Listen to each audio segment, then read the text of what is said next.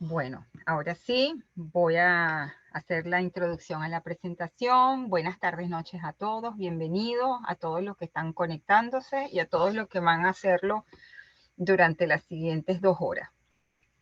Hoy les traigo un tema bastante nombrado, nominado y compartido. Lo titulé Comprendiendo el estrés. Bueno, porque todos hemos convivido con eso que se llama estrés. Y como pues les comenté hace unos minutos, mucho se habla, pero también mucho se desconoce, mucho se sobreinterpreta o exagera. Y la idea de aquí, pues no es, o de esta presentación, no es profundizar en el tema del estrés, que hay mucho, es un tema muy amplio donde lo podemos ir trabajando en muchas sesiones, ¿no? Sino básicamente entendiendo lo elemental de este término, cómo el estrés nos afecta, cómo el estrés nos viene a acompañar en distintos momentos de nuestras vidas. El estrés puede, no es solamente humano, no solamente nos afecta a nosotros los seres humanos. Existe estrés en la naturaleza, todas las formas vivientes, celulares, unicelulares, las plantas, los animales, todos los seres orgánicos de una u otra manera son susceptibles a vivir situaciones de estrés. Entonces nosotros que formamos parte, somos vida en este planeta, también tenemos que entender por qué una matita, por ejemplo, se oxida más rápido, porque un animal ante la pérdida de su cría también pasa por una cierta situación de cambio, porque ciertos animales en los cambios de ciclo, de estación invernal, y también pasan por situaciones de estrés, y no precisamente el término estrés lo vamos a vincular solamente a los aspectos negativos. Y quería como hacer esa aclaratoria de que no lo vamos a satanizar, vamos a verlo también desde el lado de crecimiento y constructivo y qué nos puede, lo más importante, qué nos está viniendo a enseñar esta situación o condición que llamamos estrés. Adelante. Lo primero que vamos a entender es su definición. Hay muchísimas formas de conceptualizar el término. Yo conseguí las 3 más sencillas, sin mucho lenguaje técnico. Yo creo que cada especialidad define el estrés de forma diferente. Los médicos lo definen desde el campo biológico. A lo mejor los psicólogos nos reducimos a otro. Los otros profesionales de otras áreas a lo mejor lo definen un poco más con su terminología, su lenguaje semiológico, pero yo les traigo las 3 definiciones más sencillas que quiero compartir, ¿no? Que el estrés es una reacción, lo podemos ver como una reacción o como un proceso. Y eso tiene que ver un poco con la definición de los tipos de estrés, ¿no? Hay un estrés reactivo y hay un estrés que se cronifica. Entonces, ese estrés como reacción, que como algo agudo que se presenta, ¿verdad? Que uno tiene rápidamente que movilizar, que prepararse, que activarse para hacer frente a esa situación. Y hay otros procesos vinculados al estrés que se mantienen más largo en el tiempo, se cronifica y es el que más está vinculado al estrés negativo o al estrés malo, como le llaman. Hay un estrés bueno que nos mantiene en movimiento, en acción, en constante cambio, y hay un estrés que nos hace perder nuestras capacidades, nos llevan al colapso y a algunas personas hasta la enfermedad.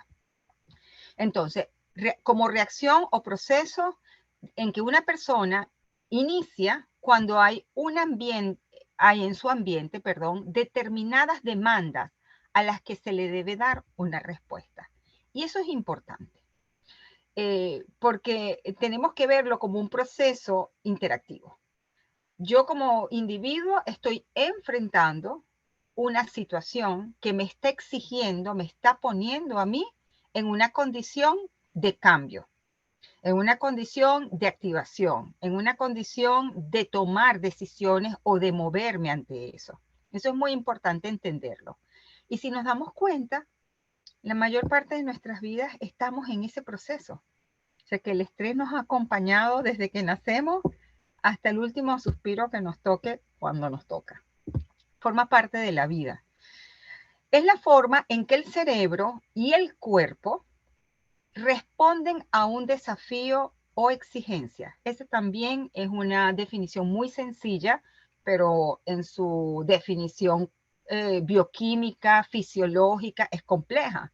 Pero tenemos que entender que como seres integrales, no podemos separar nuestra mente de nuestro cuerpo. Entonces, nuestro cerebro, nuestra mente, nuestro sistema nervioso y nuestro cuerpo, que va dirigido por este directores, yo le llamo a este Dudamel, bueno, se ven de una u otra manera, tanto el cerebro como el cuerpo se ven afectados o se ven pues involucrados en ese desafío, en esas exigencias. Y acontecimientos o circunstancias de afuera que suponen demasiado esfuerzo, porque a diferencia de los retos, de los cambios, de las metas, de los propósitos, se diferencia el estrés es porque las condiciones externas rebasan, superan nuestras condiciones internas. En ese momento estoy frente a una situación o una condición estresante. Y hay que ponerle mucha atención a eso. Cuando yo siento no puedo, cuando estoy viviendo no me siento bien, esto es como decimos muchos venezolanos, mucho con demasiado, esa redundancia que la utilizamos comúnmente. Ahí estamos frente a una situación de estrés. Cuando las exigencias externas sobrepasan mis recursos internos para emprender ese reto o ese desafío. ¿Por qué traigo el tema del estrés para compartirlo hoy? Bueno, porque ya lo hemos comentado, ustedes también en sus testimonios y en sus vivencias, que los procesos de migración implican ajustes y cambios. Y esos procesos de ajustes y cambios continuos, sobre todo continuos y muy complejos los primeros años, llevan una carga importante de estresores en nuestra vida. Entonces, como migrantes que estamos en el proceso o migrantes que nos vamos a empezar a preparar para el proceso migratorio, tenemos que considerar que vamos a vivir muchas circunstancias y situaciones que nos van a sacar de nuestra zona de confort, que vamos a enfrentar muchos desafíos y muchos retos. No todos ellos van a ser estresantes, ciertamente. Muchos de ellos pues nos van a enseñar mucho, pero otros pueden llegar a vencer nuestras capacidades y nuestros recursos. De hecho, en presentaciones anteriores les compartí un poco un término que es muy usado en el argot psicológico de la psicología de la migración, que es el síndrome de Ulises. Y ese síndrome de Ulises o síndrome del migrante, también se conoce así, no es más que una descripción de un cuadro sindronómico, pues de signos y síntomas vinculados al estrés, pero el estrés crónico. Entonces, fatiga, cansancio, ansiedad, depresión, son algunas de las características, pérdida de actividad de interés, una astenia continua, un cansancio, una dificultad para sobreponerse frente a los continuos retos y desafíos.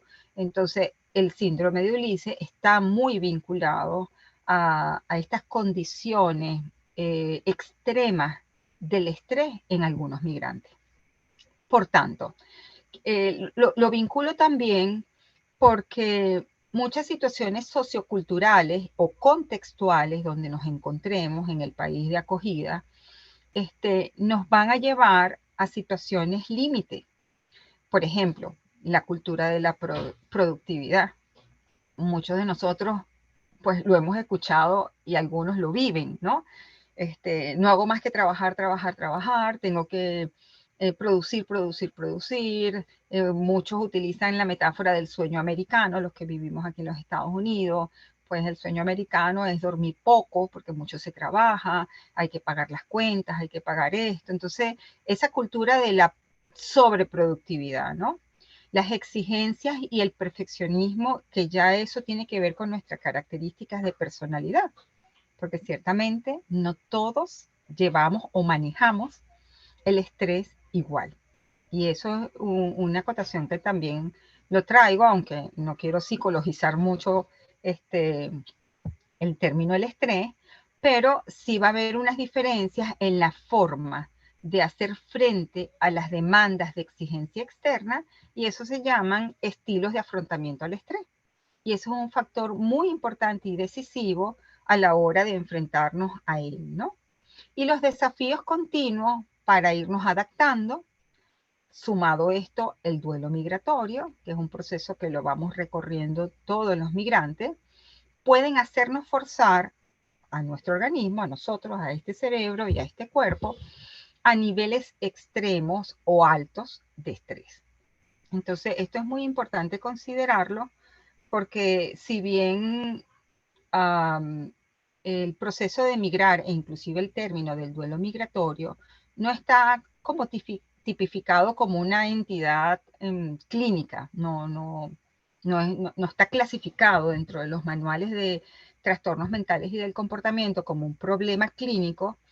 Lo que sí se sabe y sí se ha descrito y se ha investigado mucho es que todo proceso migratorio eh, trae mucha carga de estrés, de situaciones, y si eso no se maneja bien, esas condiciones de estrés, sí puede ser precedente para alteraciones emocionales o patologías mentales en el futuro. Entonces eso sí es importante considerarlo. Si no nos enfrentamos con nuestros mejores recursos ante esos cambios y si no manejamos bien en nuestras fortalezas, en los procesos estresantes, pues eso al cronificarse con el tiempo nos pues puede poner en condición de riesgo de nuestra salud mental. Y bueno, como les dije, hay dos tipos de estrés, un estrés bueno, un estrés malo, así se define en la bibliografía, pero también hay que entender que como el duelo tiene fases, el crecimiento tiene fases, el estrés también tiene unas fases. Y es importante, y se los traigo acá a manera pues visual, porque a veces no nos damos cuenta en qué fase del estrés estamos.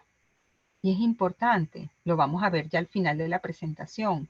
Uno de los pasos cruciales para poder enfrentar el estrés es tomar conciencia, estoy estresado, estoy viviendo una situación de mucho estrés, ¿en qué fase estoy? Entonces, hay algunos que la definen en 3 fases. Yo conseguí esta definición más sencilla de 4 fases, porque la cuarta fase tiene que ver un poco con el resultado de las consecuencias, ¿no? Las alteraciones.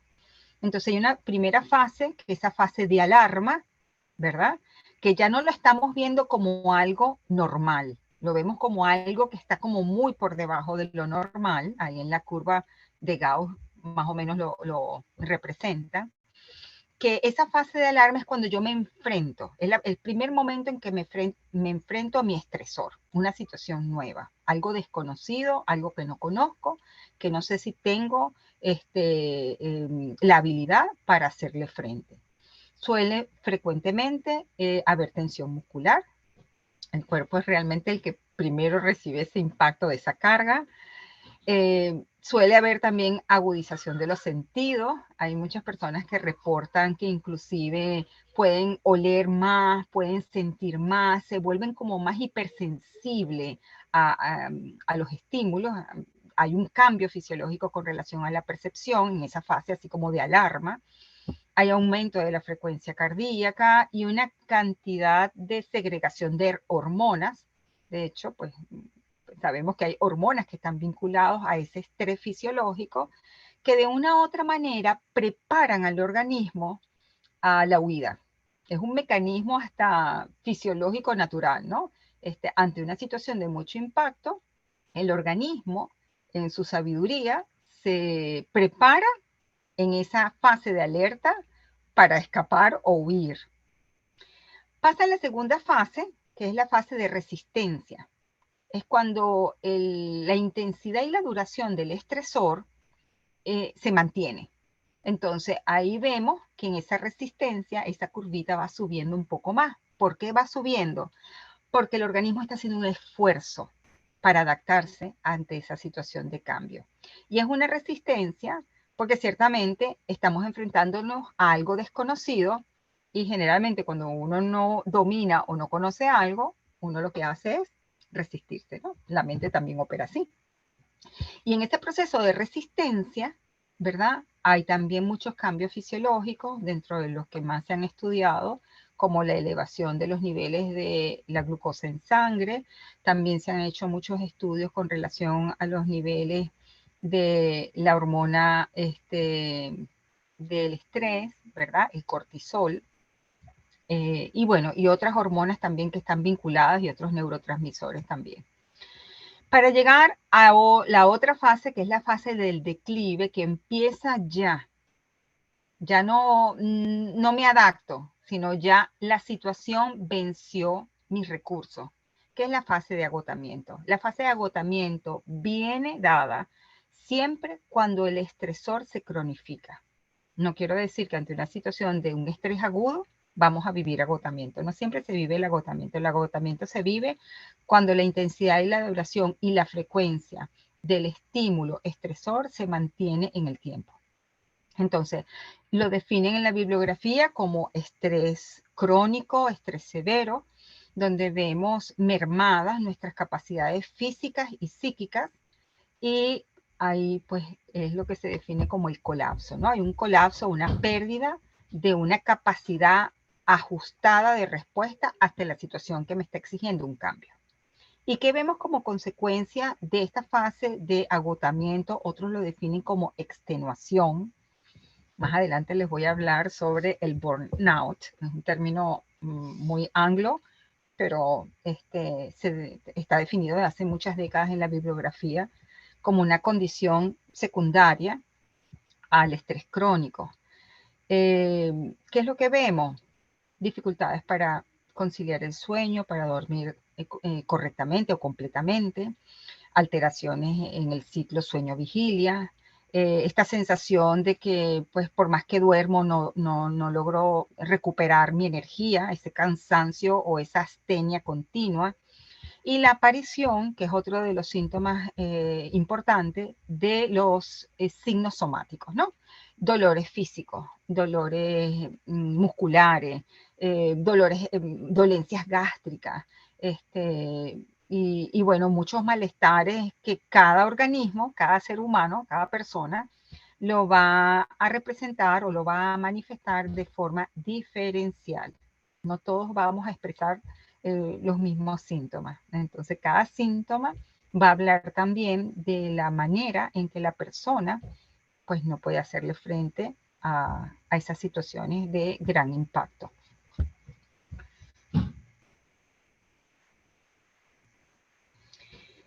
Entonces, vamos a conocer cuáles son esos síntomas más generales. Después los vamos a comentar en la segunda hora. Dentro de los más comunes de los físicos, las dolencias somáticas, los dolores musculares. ¿Cuántos no hemos sentido como si tuviéramos dos cocodrilos que nos están mordiendo acá? Muchos, yo los he sentido y varias veces. Personas que se quejan de cefaleas o dolores o que ante una situación de estrés les dispara una migraña, en aquellos que pues de una u otra manera son vulnerables a vivir dolores de cabeza como las migrañas, que es mucho más complejo. Molestias gástricas, cuántos no han reportado pues gastritis o que bueno, ante una situación particular se me activó una bacteria que tengo y ahora tengo un reflujo y tengo que tomar tratamiento, o personas que recurrentemente no se dan cuenta que están sometidos a mucho estrés porque han aprendido a sobreadaptarse a ese estilo de vida y terminan en la consulta del cardiólogo, en la consulta del reumatólogo, muchos inclusive en la consulta del traumatólogo, porque hay también otro factor aquí. Las personas que están sometidas a mucho estrés son más propensas a los accidentes, porque los niveles de atención y concentración suelen bajar, suelen fluctuar mucho, y a eso vamos a los factores psicológicos. Uno de los puntos importantes es que los niveles de atención y concentración que están acá en la corteza prefrontal, se le denominan funciones ejecutivas, suelen estar muy interferidas ante situaciones de estrés. Entonces, la mayoría, bueno, tienen accidentes domésticos, son muy frecuentes, los accidentes de trabajo, que inclusive pueden poner en riesgo su vida o la vida de otros. Por ejemplo, un conductor de un camión que no ha dormido, no ha comido bien, que está estresado, que tiene mucha sobrecarga. Bueno, o alguien que conduce un avión, o alguien que conduce un autobús, que lleva pasajeros. Bueno, son condiciones que siempre se evalúan y tratan de prevenirse, porque aparte de lo que pasa en nuestro cuerpo, nuestras capacidades para tomar decisiones, para concentrarnos, para discriminar, se ven alteradas también. Entonces, dentro de los psicológicos vemos problemas en la atención, problemas en la concentración, olvido frecuente.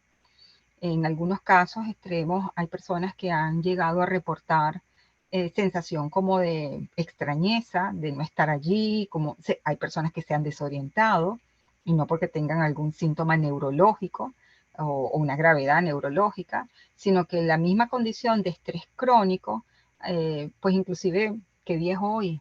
No sé qué pasó.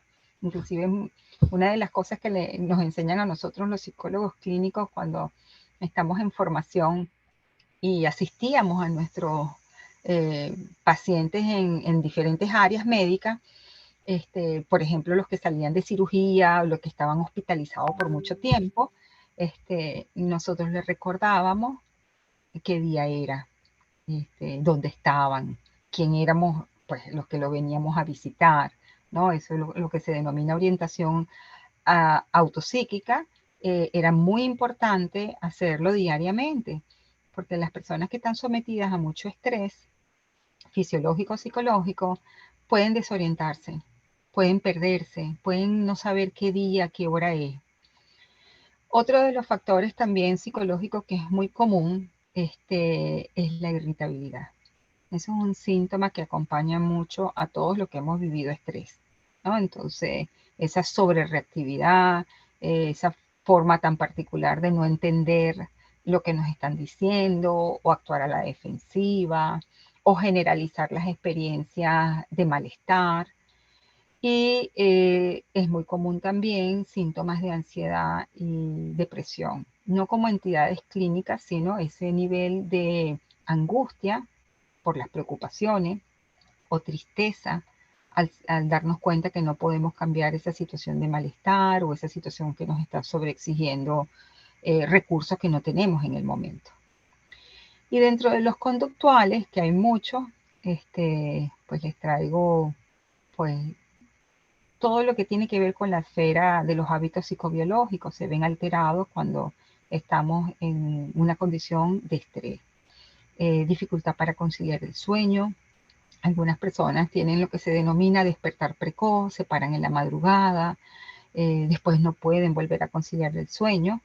Y en algunos casos, pues lo que es dormir más, la hipersomnia, pero no es muy frecuente. Lo que es más frecuente es la dificultad para conciliar el sueño o el despertar antes de la hora. El aislamiento es otro de los indicadores que vemos en los síntomas del estrés. Entonces, no, yo no quiero salir, yo estoy muy cansado, vayan ustedes, vamos al centro comercial, no, yo de verdad que trabajé mucho. Entonces, todas esas verbalizaciones de no querer estar en el encuentro con nuestras amistades, de no propiciar también momentos para uno desconectarse de la rutina o esparcirse, hay que tener mucho cuidado, ¿no? La pérdida del apetito o cambios en el patrón de alimentación también es muy frecuente. Es más común la hiporexia o disminución del apetito, pero en algunos casos hay personas que les da por comer, comen más. Entonces estoy muy estresada, entonces empiezan a comer más. y que generalmente azúcares y carbohidratos. Entonces, eh, trayendo complicaciones, ¿no? Porque de una u otra manera le estoy diciendo a mi cerebro, esto es placentero. Ante esta situación tan angustiante, tan preocupante y tan incómoda que estoy viviendo, le engaño a mi cerebro comiendo cosas que me hacen sentir bienestar temporal. Y hay que tener mucho cuidado porque muchas personas comienzan o experimentan conductas adictivas, no solamente con la alimentación, sino con el uso de drogas lícitas e ilícitas, como lo traigo en la siguiente imagen, en momentos de estrés. Entonces, situaciones de estrés, no tengo los recursos correctos para darme cuenta y manejar el estrés, entonces recurro al alcohol, recurro al cigarrillo, recurro a la comida o recurro a los juegos. Y de ahí viene un poco pues también la génesis en algunos ludópatas, o a drogas pues que también sabemos que no son lícitas, como forma o como mecanismo para enfrentar el estrés. Eso que no lo puedo hacer por esta vía, lo hago por otra. Entonces hay que tener mucho cuidado que el riesgo a incrementarse trastornos de conducta secundarios a las condiciones de estrés es muy frecuente también.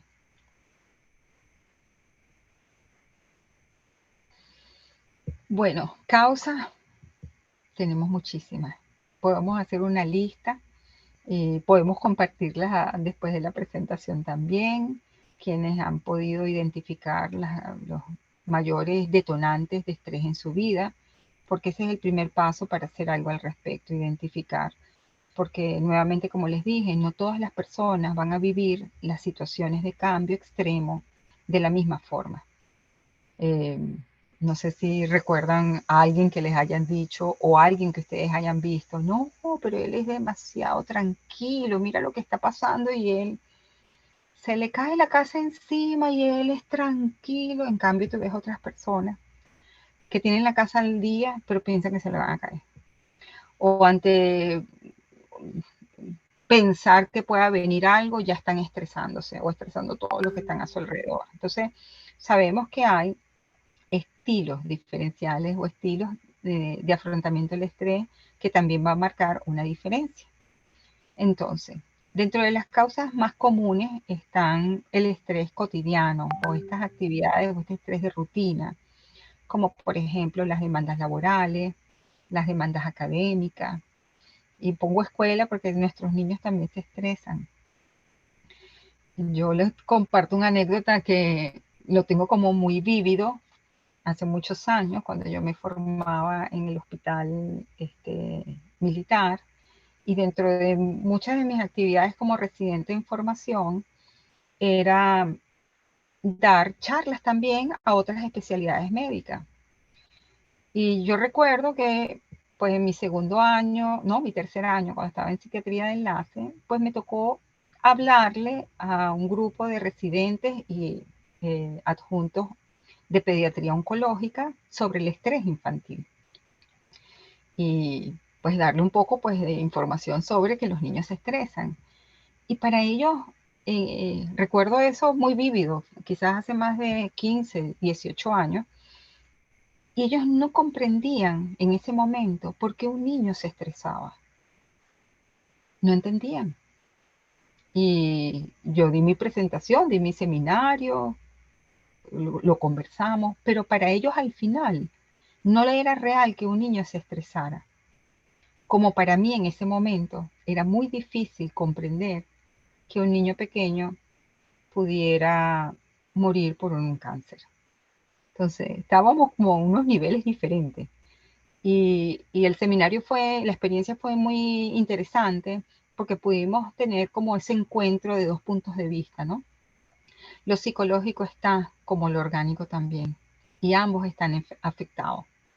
Entonces, los niños también son susceptibles a estresarse en la escuela, en el hospital, en la casa, en cualquier lugar donde esté, cuando no pueden hacer frente también con sus pocos recursos o pequeños recursos, no pocos, pequeños en función a su momento evolutivo ante las situaciones. Los niños migrantes también se enfrentan mucho estrés igual que nosotros los adultos. La crianza. ¿Cuántas mamitas y papitos no se han sentido colapsados? Y ahí pongo una imagen de una mamá, pues que tiene como muchas cosas que hacer, ¿no? La crianza también es un factor de estrés cotidiano. Los problemas económicos, las presiones cotidianas o las diarias. El estrés por cambios repentinos, la muerte inesperada, pues también es esperada, pero inclusive enfrentarnos a una situación de muerte de un familiar cercano es uno de los grandes, de hecho está dentro de la primera lista de estresores, está ubicada en la primera, la muerte de un cónyuge, es el estresor más fuerte que tenemos un ser humano. Las relaciones personales, los problemas de relaciones, los divorcios, los estilos de personalidad como les describí, eso va a depender también, a lo mejor las personalidades más reactivas son las que más viven estos retos para poder ajustarse o adaptarse a las situaciones de exigencia externa e interna, ¿verdad? Porque también aquellas personalidades exigentes y muy controladoras les cuesta mucho los cambios, ¿no? La presencia de enfermedades agudas o crónicas, la pérdida del trabajo, las mudanzas, la migración como proceso y los desplazamientos también. Y vemos el tercer grupo que tiene que ver con el estrés que está más vinculado a experiencias ya de trauma, ¿no? Mucho se habla, hay mucha bibliografía y hay muchos estudios que continúan eh, describiendo el impacto de las situaciones de trauma en las personas, en los seres humanos, en nuestra vida. Y no solamente en nuestra vida, sino en la vida también de nuestra descendencia. Ahorita hay un término que se está estudiando mucho que se llama la epigenética, y cómo esta epigenética o el estudio del comportamiento a través de todos los cambios moleculares y del ADN va a marcar una diferencia o marca una diferencia en las generaciones futuras. Entonces, aquellos abuelitos o padres que vivieron en su vida situaciones de mucho estrés, y no estoy hablando de factores socioculturales vinculados a eso, porque hay situaciones, por ejemplo, de descendencia que vivieron el impacto de una guerra, pero los nietos nunca supieron porque nunca se habló de eso. O una situación como, pues, algún familiar que fue un homicida, o fueron víctimas de guerra o de luchas o de desapariciones forzadas. Estoy hablando de casos muy extremos que generan un trauma real y de mucho impacto psíquico. Hay estudios que hoy día demuestran que las siguientes generaciones viven el impacto fisiológico y psicológico, aunque no tengan conocimiento de esa experiencia del pasado de sus familiares. Entonces, cuando se está en peligro de sufrir un daño grave o cuando está en riesgo la vida, como por ejemplo accidentes, situaciones bélicas, guerra, desastres naturales, un tsunami, un terremoto, por ejemplo, eventos aterradores, atentados, que los hemos escuchado muy recientemente y frecuentemente, ¿verdad? Este tipo de estrés puede causar un problema a largo tiempo, que es lo que más está vinculado al término del trastorno por estrés postraumático. Pero de esto no lo vamos a hablar hoy. Vamos a hablar de que esto, pues el estrés nos acompaña, o sea, que forma parte de nuestra vida. Y si algo forma parte de nuestra vida, ¿qué tenemos que hacer? Conocerlo. ¿Para qué? Para poder manejarlo y para poder aprender a, a superar esos desafíos que se nos presentan en la vida y salir fortalecidos. Y aquí quiero compartir un poco un término que no es nuevo, se vincula mucho, que es el síndrome del burnout. No tiene traducción al español. La traducción más cercana sería como que te quemaste, pero es un término que se acuña en inglés Y este síndrome, el síndrome del burnout, está muy asociado a las prácticas laborales. Está como más dentro de este contexto del estrés extremo desde el punto de vista laboral. Entonces, dentro de los síntomas que vemos del síndrome del burnout o el síndrome que te quemaste, llegaste ya al extremo de que ya no eres funcional en tu área laboral. Vemos cambios en el estado del ánimo, el trabajador se encuentra irritable, de mal humor, con muy malas relaciones con sus superiores, con sus colegas, con sus compañeros de trabajo, indiferencia ante los clientes o usuarios o ante el personal con que uno atiende, ¿verdad? Hacia los compañeros de trabajo, esa indiferencia como que no me importa, el término es como, ven a las personas como cosas, terminan cosificando, ¿no? La desmotivación, entonces es muy frecuente, yo no quiero ir a trabajar, permisos recurrentes, ausencia, el agotamiento mental, la resistencia al estrés cada vez se hace mayor y nuestra capacidad menor, lo que lleva al organismo que le cuesta más adaptarse o hacer frente a los factores que generan esas presiones, ¿no? Y la falta de energía y un menor rendimiento. De hecho, como es algo que se ha venido trabajando desde hace mucho tiempo, el síndrome del burnout, hay esferas profesionales que son más susceptibles a vivir este síndrome, por ejemplo, carreras profesionales de mucha demanda, la medicina, las carreras de asistencia pues, con pacientes, los cuidadores de pacientes, sobre todo pacientes crónicos, los que trabajan en los aeropuertos en el área de control aéreo, viven mucho el síndrome del burnout porque están sometidos constantemente a muchas presiones. Entonces, hay profesiones o carreras profesionales o desempeños laborales, porque esto no está vinculado solamente al tema profesional, sino al desempeño de determinadas funciones laborales, que viven el síndrome del burnout sin saberlo. Entonces, esto lo comparto hoy porque he tenido mucho compartir con amigos, con personas cercanas, que se quejan continuamente de no querer el trabajo, de estar sometidos a situaciones en que se sienten desgastados y no logran conectar que probablemente están viviendo un estrés continuo. Y eso es importante que consideremos en qué momento pudiera yo estar presentando síntomas compatibles al síndrome del burnout, ¿no? Entonces, lo más clave acá es entender, comprender para poder manejar. Entonces, el manejo del estrés nos va a llevar, sin duda alguna, a la búsqueda de un balance o a la búsqueda de un equilibrio. Tenemos que aprender, y lo traje así en la imagen, porque es una maestría que tenemos que aprender desde nuestros recursos y desde nuestra situación que nos está sucediendo. ¿Qué tengo que hacer? ¿Qué puedo hacer? ¿Qué es lo que tengo que aprender a hacer? Entonces, las dos palabras clave están en eso, ¿no?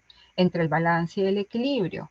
Reconocer cuáles son los estresores, cuáles son esas situaciones que estoy viviendo yo en el presente que me están haciendo sentir que no puedo llevar con disfrute, con alegría, que no tengo los resultados que quiero. Esto que me está pasando tiene que ver con el estrés, con qué otra cosa más tiene que ver. Identificar las circunstancias o los motivadores que disparan los síntomas o las situaciones que estoy yo manifestando. Porque vuelvo y les digo, no todas las personas enfrentan las situaciones, retos igual, o los desafíos, no los expresamos y no los vivimos, no los interpretamos y no los manifestamos de forma igual. Entonces, cada uno tenemos en nuestra responsabilidad que identificar. ¿Esto por qué me está afectando? Ah, porque tiene que ver con esto, porque yo tengo esta consideración o porque vengo arrastrando muchas situaciones parecidas. Entonces, también identificar cuáles son esos detonantes o sí, las situaciones o esos estímulos que me detonan ante situaciones de estrés o desequilibrio. Otro de los pasos es la organización y la planificación de las tareas. Eso es algo que es vital, que siempre lo compartimos en las sesiones y que de una u otra manera vino como a visibilizarse más a raíz de todo lo generado por la pandemia, lo que es la pospandemia.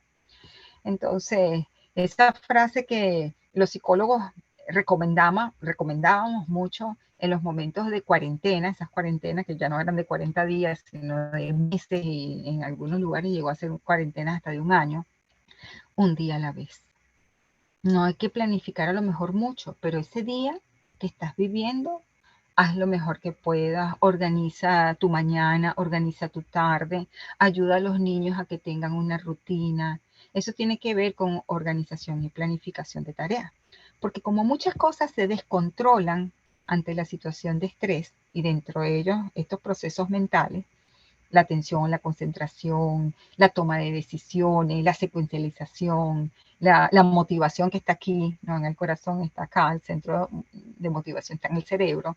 Entonces, poder hacer una rutina, poder establecer un plan, poder escribir lo que tengo que hacer en el día, en la semana, en el mes a largo plazo, pero es muy importante empezar como organizarnos mentalmente cuando estamos frente a una situación de estrés o que se nos está exigiendo recursos que no podemos. Entonces, empezar por gradiente, empezar por lo más sencillo, por lo más básico. Jerarquizar prioridades.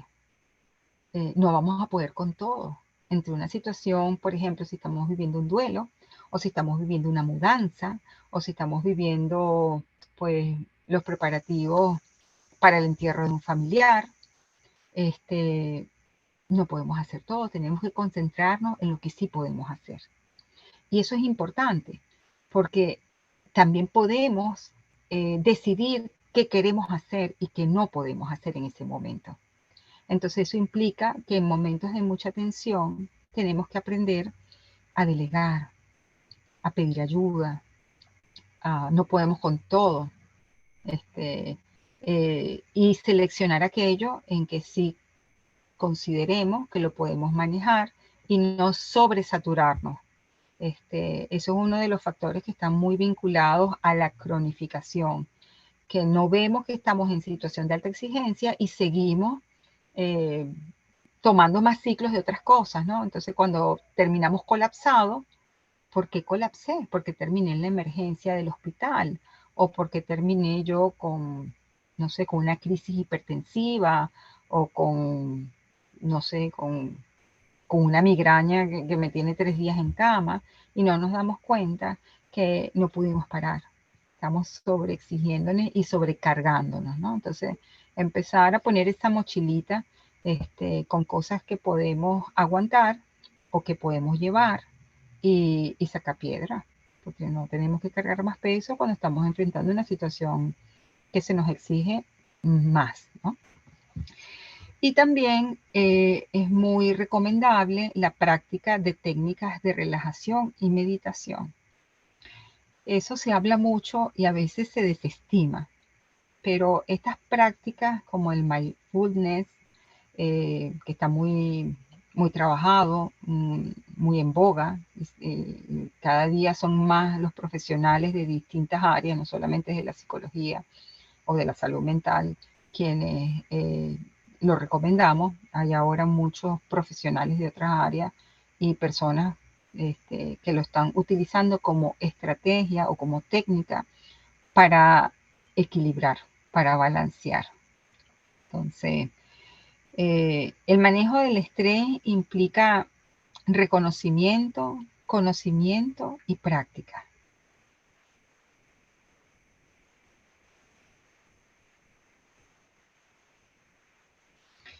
Y dentro de estas sugerencias, bueno, para manejar el estrés, cuando ya estamos en una situación estresante, cuando ya sabemos que estamos en un momento donde nuestro sistema ya pasó la alarma y estamos ahí en resistencia, pero no queremos llegar a agotamiento.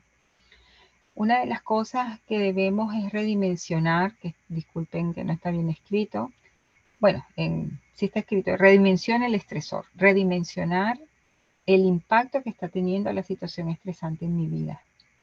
Eso implica que cada persona tiene que mirar hacia adentro, porque esto me afecta, qué puedo hacer con esto, qué es lo que no puedo hacer, con qué cuento en este momento, quiénes son las personas que me pueden dar una mano, qué es lo que tengo que dejar temporalmente de un lado.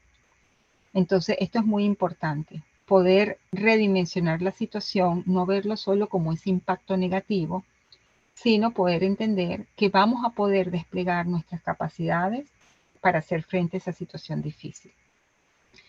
Evitar reprimir pensamientos, sentimientos y necesidades. Eso que se llaman las válvulas de escape o los mecanismos de huida. Ante situaciones adversas, pues el organismo de forma a veces no consciente lo que hace es evitar el dolor. Ciertamente, la mente está diseñada para eso, para evitar el dolor. Pero a veces evitar sentir, evitar pensar o evitar conectarnos con nuestras necesidades no es la manera para hacer frente a las condiciones de estrés, todo lo contrario. Poder reconocer que no me siento bien, tengo que hacer algo con este malestar, estoy teniendo este tipo de pensamiento, tengo visión de túnel, tengo muchas preocupaciones continuas, tengo estos pensamientos de bucle o recurrente en que me atormentan, entonces tengo que compartirlo con alguien, tengo que buscar un profesional si me puede escuchar, mis necesidades, lo más básico. Cuando estamos estresados es cuando mejor tenemos que dormir o tenemos que procurar tratar de dormir, tratar de no dejar de comer y tratar de descansar si estamos trabajando en momentos y no sobrecargarnos, no ponernos más cargas, no meterle más piedras a esa mochila. Más bien la idea es tratar de estar un poquito más ligero para poder enfrentar la situación que estamos enfrentando. Mantener expectativas realistas. A veces nos sobreexigimos mucho, sobrevaloramos la situación o subvaloramos la situación. Entonces, poder ver la situación de forma realista implica esto que me está pasando, cómo me está impactando, qué puedo hacer, con quién puedo contar, qué es lo que me está sucediendo, poderlo ver, no escapar, sino poder confrontar. Confrontar de una u otra manera va a implicar pasar a través de la situación y no ponernos unas expectativas que no las vamos a ver cumplidas, porque sin duda alguna eso nos va a frustrar, ¿no? Y la frustración de una u otra manera va a seguir reforzando el sentimiento de malestar emocional. Entonces tratar de ver las situaciones, con qué cuento y qué es lo que estoy recorriendo en este momento. Mejorar los hábitos psicobiológicos, en los que les comenté hace unos minutos.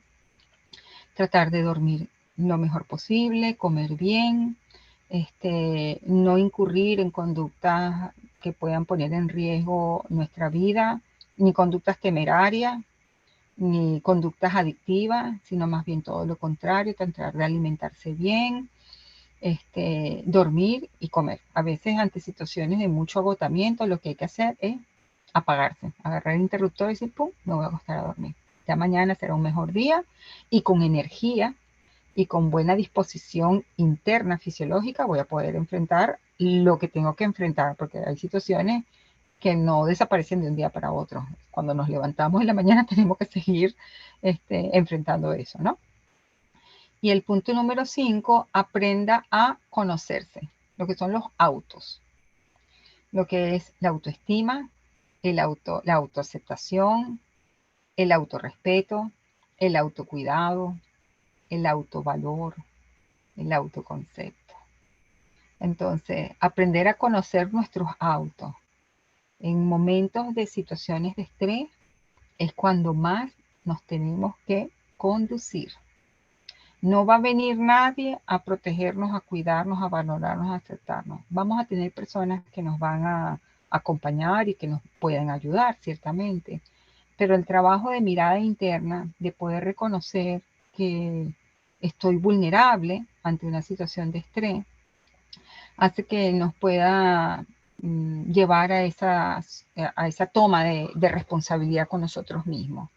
Y sí, es importantísimo esa mirada interna de darnos ese valor, de motivarnos, de respetarnos, de no ponernos en situaciones que nos pongan más en riesgo, de saber cuáles son nuestros límites, de reconocer el valor que tenemos, de auparnos a nosotros mismos en situaciones de mucha tensión. Y eso de una u otra manera nos va a conectar con las fortalezas que vamos a tener que ir desplegando en procesos donde pues las exigencias, vamos a trabajar siempre desde lo positivo. Yo pues siempre comparto esta, esta sugerencia, ¿no? Cuando uno enfrenta situaciones difíciles en la vida, uno no trabaja con lo menos bueno, uno trabaja con la fortaleza. Entonces, ante situaciones difíciles, tenemos que trabajar con nuestra fortaleza y encontrarlas. Buscar nuestras fortalezas, anclarnos en ellas y a partir de ese talante que tenemos, empezar a subir, pues. Si es que yo tengo que subir una escalera muy difícil, bueno, con que subo la escalera, yo no subo con lo menos bueno mío. Yo no subo la escalera con inseguridad y con miedo. No, con valentía y optimismo. Por ahí es que me empiezo a subir y si me está costando, yo no me digo a mí misma, oye, qué floja eres. No, tú sí puedes. Vamos, agárrate duro, vamos, un pasito y vamos. Entonces, ese es como pues metafóricamente lo que quiero compartirles, que es muy importante ese diálogo interno y esa mirada interna que tenemos hacia nosotros mismos cuando estamos en situaciones de estrés.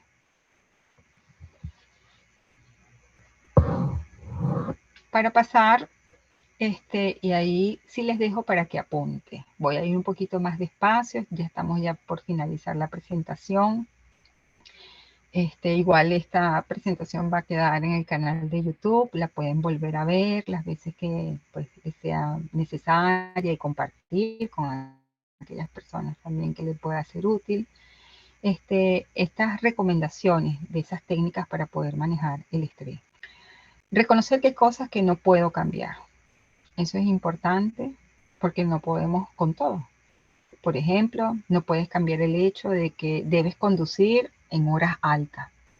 Estoy atrapado en una fila, una cola en horario pico de regreso de mi trabajo a casa.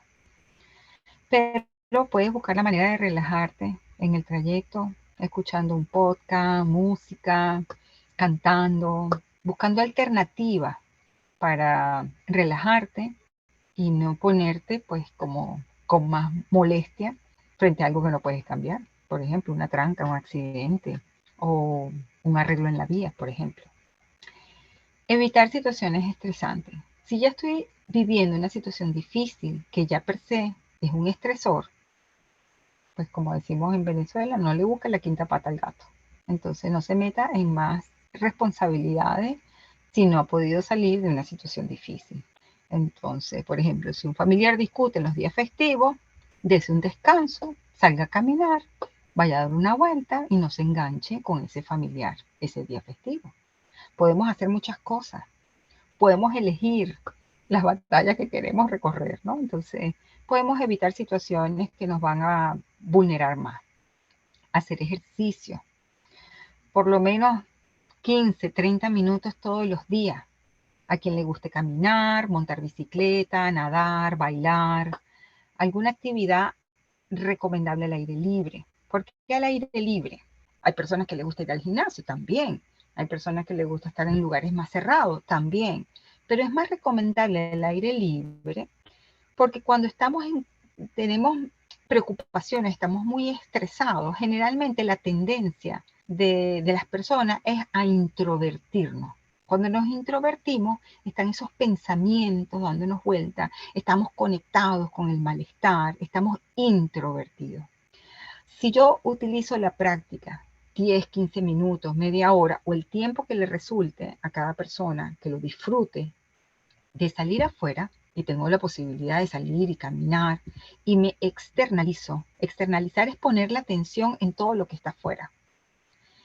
No es que los problemas se van a ir, es que mi atención ya no va a estar puesta adentro, va a estar puesta afuera. Y si yo me entreno en aprender a valorar y validar y agradecer todo lo que tengo afuera, bueno, mucho más beneficioso aún. Entonces, hacer ejercicio es altamente recomendable y muchos especialistas lo recomiendan en situaciones de estrés, salir a caminar. Cambiar la perspectiva o la forma en que estoy viendo la situación. Intentar desarrollar una actitud más positiva ante los desafíos.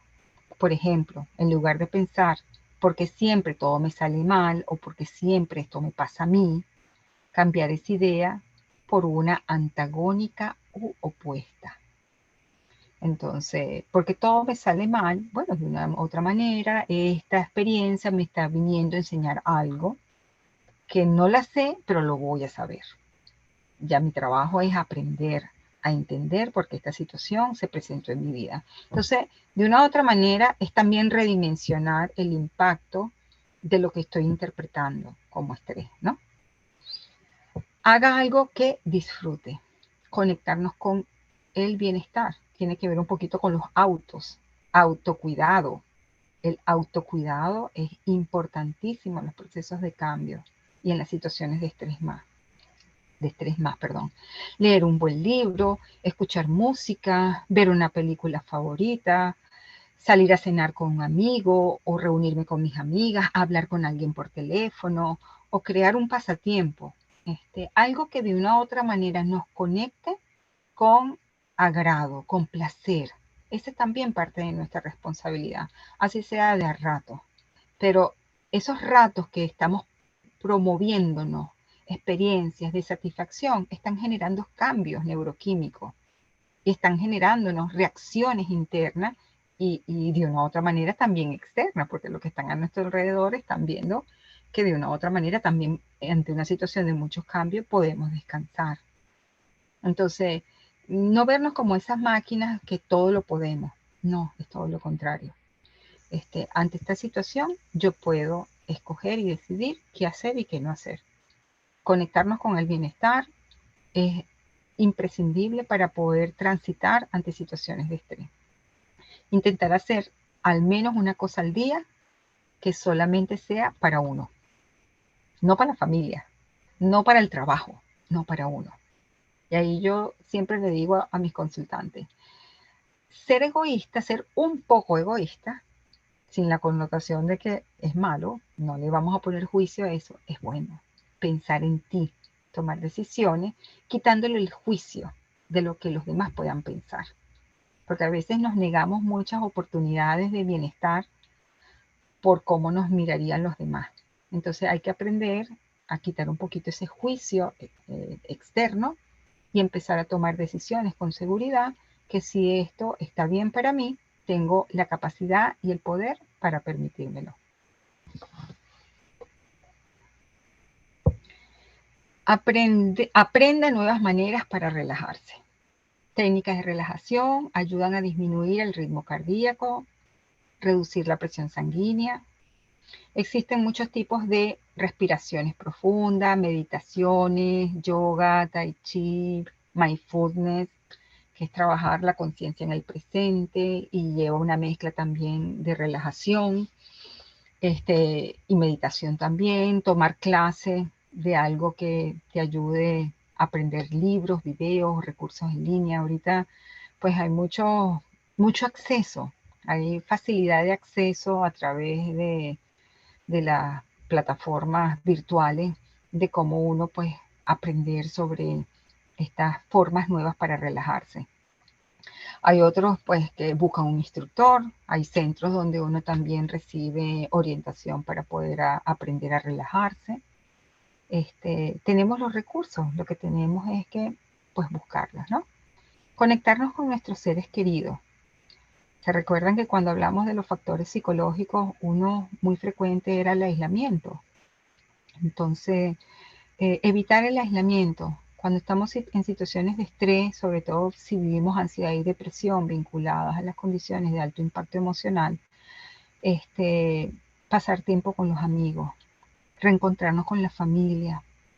Si tenemos un fin de semana libre, poder viajar y encontrarnos con esas amistades que nos nutren, que nos suman, que nos hacen sentir, así sea el tiempo que estemos, que estamos llenos de energía nuevamente. Eso es muy importante. Nos van a hacer sentir mejor y aunque no precisamente nos van a hacer olvidar el estrés, nos van a desconectar de forma temporal o a la permanente de estas situaciones de tensión. Confiar los problemas a un amigo también puede ayudar a resolverlos. No todas las personas pueden tener acceso a un consejero o a un profesional de la salud, pero un amigo, un consejero espiritual, un consejero religioso o alguien que uno sienta que puede tener una conexión y que pueda hablar de su situación es muy beneficioso. Sin duda alguna, cuando uno comparte las experiencias de malestar, ya el mismo hecho de poder hablar tiene un efecto de liberación. Entonces, pues no desconectarnos y no rupturarnos en comunicación. Duerman lo suficiente, importantísimo. Si estamos enfrentando situaciones de tensión o estrés, lo primero que tenemos que garantizar es descansar.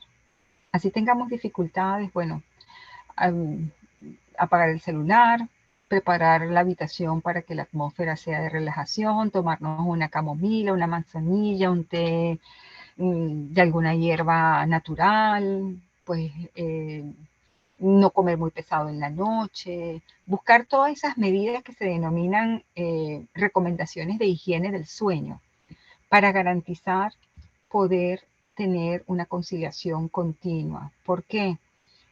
Porque la reparación que hacemos los seres humanos en el sueño nos va a permitir tener los rudimentos para enfrentarnos al día siguiente a esas demandas cotidianas, a esas exigencias externas.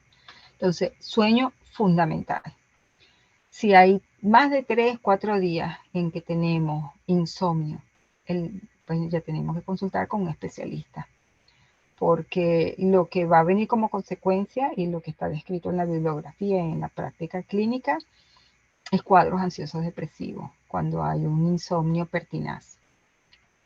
Mantener una alimentación saludable ayuda a darle al cuerpo y a la mente energía.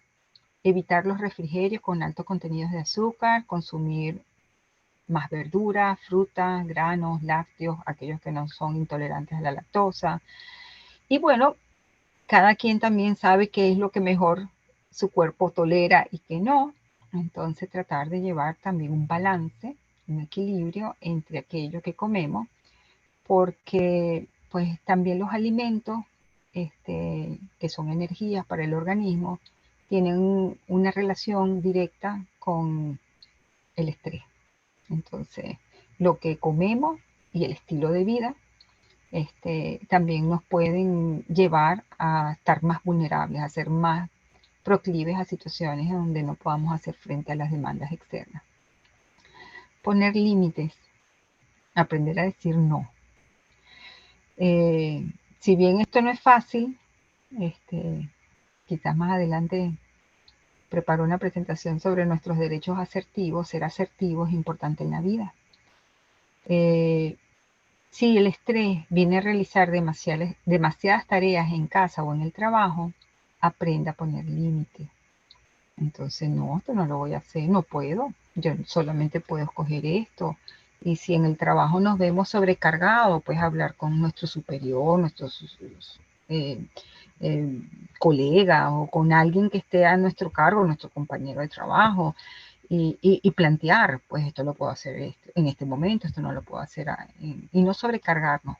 Porque una de las cosas que impacta mucho a nosotros los migrantes, que bueno, que tenemos esta necesidad imperiosa de insertarnos laboralmente, de ser productivos, es que nos vemos también muy sobrecargados, ¿no? A veces no entendemos mucho el sistema laboral, a veces queremos hacer más de lo que tenemos en nuestras responsabilidades laborales y sin darnos cuenta nos ponemos en una situación que a lo mejor en el momento no es desagradable, pero con el tiempo sí.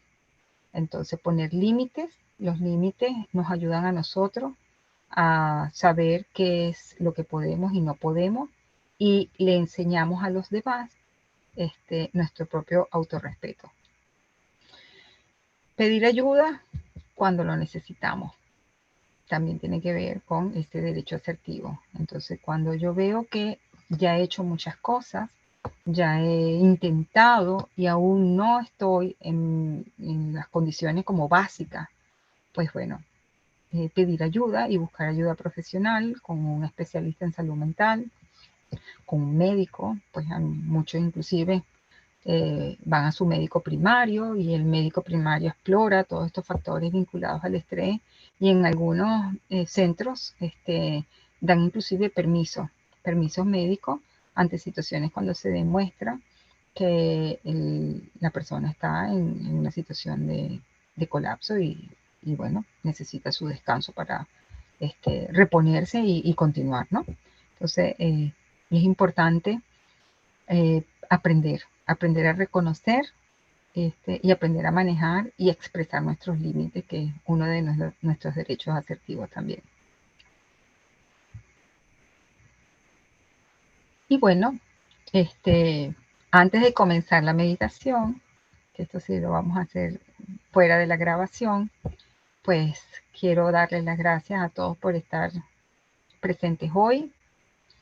Espero que pues esta presentación sencilla sobre el estrés nos pueda dar mucho de qué conversar ahora en nuestros siguientes 40 minutos que nos queda.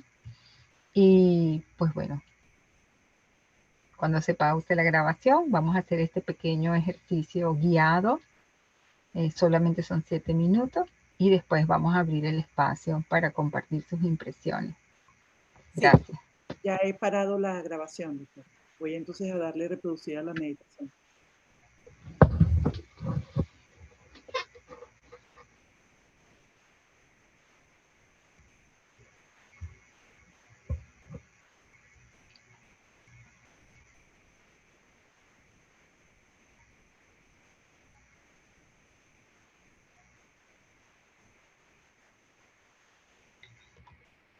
Y ¿Se te voy a escucha bien? acompañar en estos minutos. En caso tal de que no abra, porque yo igual le inserté en la presentación, en el link que yo te envié, debía estar. Ajá, Disculpe, muchacho, déjeme entonces probar acá con... sí, porque no sé qué pasa, que a veces no abre, en mis presentaciones no Sí, no abren, se pero yo siempre envío el link. Entonces, desde el link a lo mejor podemos proyectarlo. Déjeme, disculpe muchachos un minuto, déjeme entonces hacerlo desde el slideshow que aquí se puede, déjame compartir con sonido por si acaso no se escucha lo suficientemente Gracias, Nilka. fuerte. La grabación aún sigue en progreso, Nilka. No, la puse en pausa, mi Vane. Déjame 2 días para cuidarme las espaldas